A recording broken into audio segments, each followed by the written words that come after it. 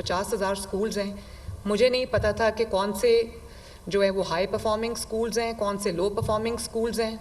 जब मैंने मैपिंग कराई, ये राना जिस डांट की बात कर रहे थे ना, ये डांट मेरी तरफ से इनको पड़ी थी पहले दिन, लेकिन एक डांट से वो अच्छे बच्चों की तरह राना ने तो बहुत उसके बाद मुझे राना को डांटने की कभी ज़रूरत पेश नहीं आई। मेरा छोटा भाई है, मैं डांट सकती हूँ इसको, लेकिन मुझे खुशी है कि उसे एक डांट ने इसकी पूरी डायरेक्शन जो है वो बदल दी। उसके लिए भी ये एक नई चीज़ थी तो उसको अंदाज़ा नहीं था। लेकिन जब मैपिंग हुई कुछ टाइम के, मुझे पता चला कि 50,000 में से बहुत बड़ी तादाद ऐसे स्कूल्स की है जो लो परफॉर्मिंग स्कूल्स हैं। और अगर मैं आपको आदाद शुमार बताऊं तो आप हैरान रह जाएं कि पंजाब के अंदर ऐसे स्कूल्स हैं। अभी पंजाब में हालात बहुत बेहतर हैं बाकी सूबों से, लेकिन पंजाब में भी कुछ स्कूल्स ऐसे हैं जिसमें 200 बच्चा है और 2 टीचर्स हैं, और कुछ ऐसे स्कूल्स भी हैं जहाँ पे 40 टीचर्स हैं और 2 बच्चे हैं, और ऐसे स्कूल्स भी हैं जहाँ पे बहुत सारे बच्चे हैं और कोई टीचर नहीं है, और ऐसे स्कूल्स भी हैं जहाँ पे बहुत सारे टीचर्स हैं और कोई बच्चा भी नहीं है। तो उसमें होता ये है, पिछले 4-5 साल में जब यहाँ पे बहुत अक्लमंदों की हुकूमत थी तो इंटरेस्ट तो था कोई नहीं, सब पोस्टिंग ट्रांसफ़र्स पैसे लेके होती थी। तो होता ये था कि मैं अगर टीचर हूँ, मेरी कोई रसाई है कहीं, तो मैं अपनी पोस्टिंग किसी ऐसी जगह करा लूँगी, for example Punjab text book board में, जहाँ पे मैं जाके पाक हो जाऊँगी, मुझे करना कुछ ना पड़े।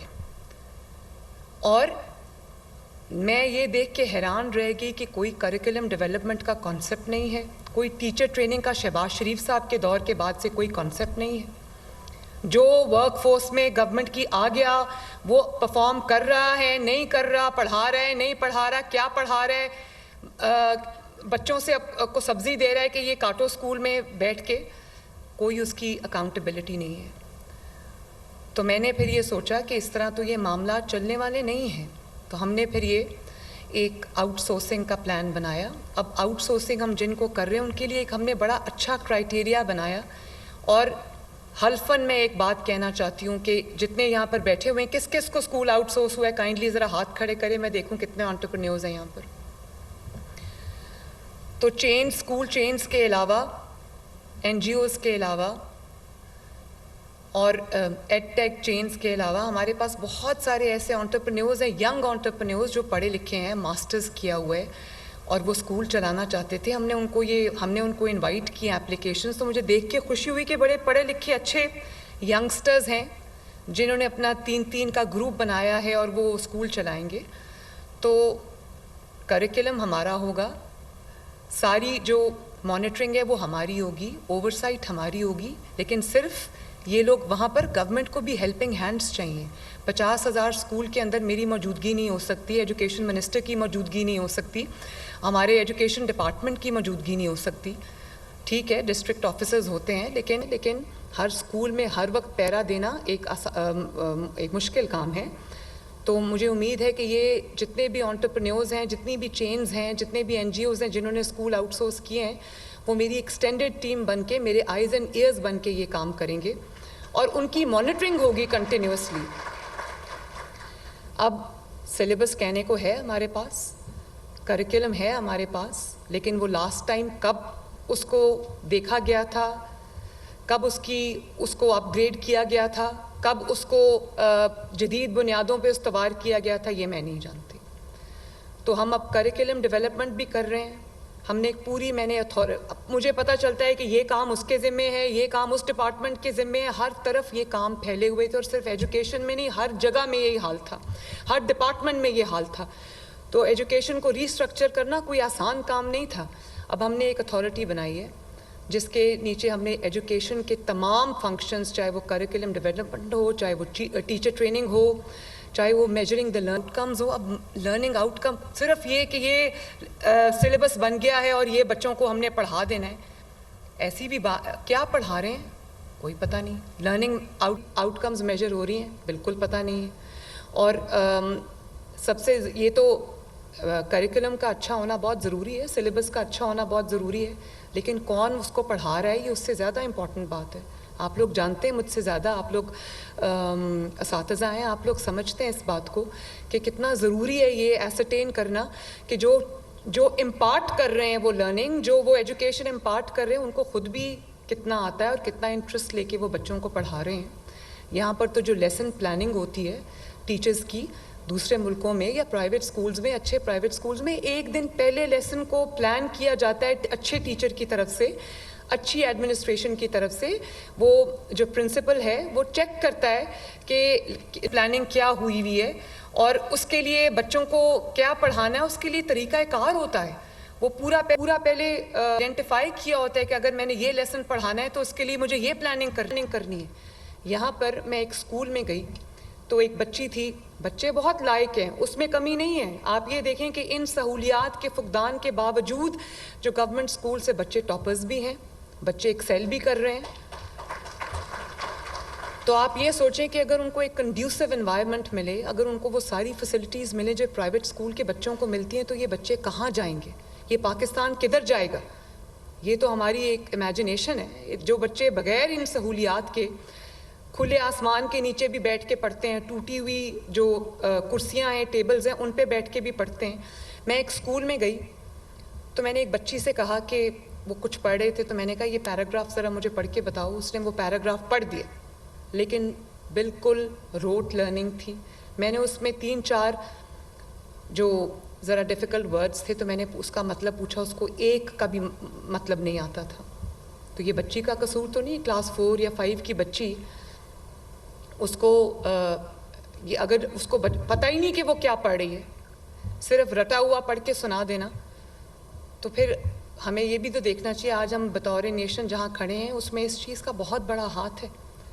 तो ये स्कूल जो हम कोर्स कर रहे हैं, इनके जो लर्निंग आउटकम्स हैं उनको हम मेजर करेंगे इंशाल्लाह। पूरा एक यूनिट बना रहे हैं जो इनकी मॉनिटरिंग करेगा और पर बच्चा हम इनको पे भी करेंगे। बिल्डिंग्स का हमने जो कितना क्या डिज़ाइन होगा, कैसा पेंट होना चाहिए, कैसा फसाड होना चाहिए, क्लासरूम्स कैसे होने चाहिए। आजकल स्मार्ट क्लासरूम्स का दौर है, स्मार्ट लर्निंग का दौर है, और हमारे पास अभी तक फर्नीचर पूरा नहीं और हमारे बच्चे जो हैं वो बरामदे में बैठ के पढ़ते हैं। तो इनको अगर कोई जो हमने एक स्टैंडर्ड सेट किया है उसको ये इनको करना पड़ेगा, आपको करना पड़ेगा, आपको मेहनत करनी पड़ेगी।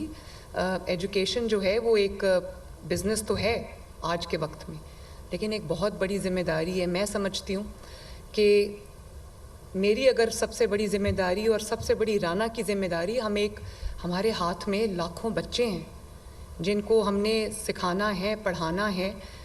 और आप देखें कि वो जो सिविक सेंस होती हैं जो बच्चों के अंदर इंस्टिल करनी है, इनकलकेट करनी है, क्या हम वो कर पा रहे हैं? बच्चों को हम इंग्लिश के लेसन्स पढ़ा देते हैं, अंग्रेज़ी में सब पढ़ा देते हैं, बच्चों को पता ही नहीं वो क्या पढ़ रहे हैं। तो मैं राना से बार बार ये कहती हूँ कि जो इंग्लिश कॉन्वर्सेशन की क्लासेस हैं वो आप स्पेशली तमाम स्कूल्स में शुरू करें।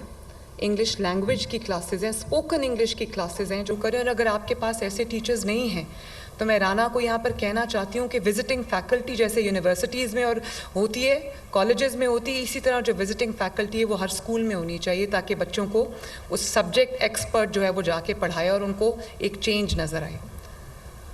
और जो चेन्स हमसे ये ले रही हैं स्कूल्स, जो एंटरप्रेन्योर्स हमसे स्कूल्स ले रहे हैं, अगर वो कोई इनोवेशन लेके आते हैं, कोई ऐसी चीज़ लेके आते हैं जो अबव एंड बियॉन्ड जो हमने क्राइटेरिया रखा है, जो हमने स्टैंडर्ड रखा है, उसके अबव एंड बियॉन्ड कोई चीज़ लेकर आते हैं हमारे पास, कोई इनोवेशन लेके आते हैं, कोई ऐसी चीज़ लेके आते हैं जो बच्चों की वेलफेयर के लिए, तो उसको ना सिर्फ ये कि एक्स्ट्रा हम हेल्प करेंगे, उसकी हैंड होल्डिंग करेंगे, उसको एक्स्ट्रा फंड्स देंगे, बल्कि उसको शाबाश भी मिलेगी और उसको और ज़्यादा हम